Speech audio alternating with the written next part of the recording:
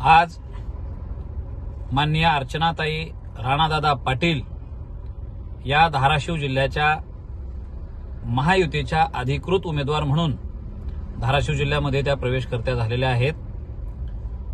काही ठिकाणाहून शिवसेनेतल्या काही पदाधिकाऱ्यांनी वेगळी भूमिका घेतली अशा बातम्या टीव्ही चॅनलवर आल्या। मी आज मुंबईत आहे, मी वरिष्ठ पातळीवर चर्चा केली आणि त्यानंतर ही अधिकृत भूमिका मांडतोय, शिवसेनेचा प्रवक्ता म्हणून मांडतोय की जो उमेदवार महायुतीचा डिक्लेअर होईल त्या उमेदवाराला पूर्ण ताकदीनं शिवसैनिकांनी निवडून आणायचं आहे।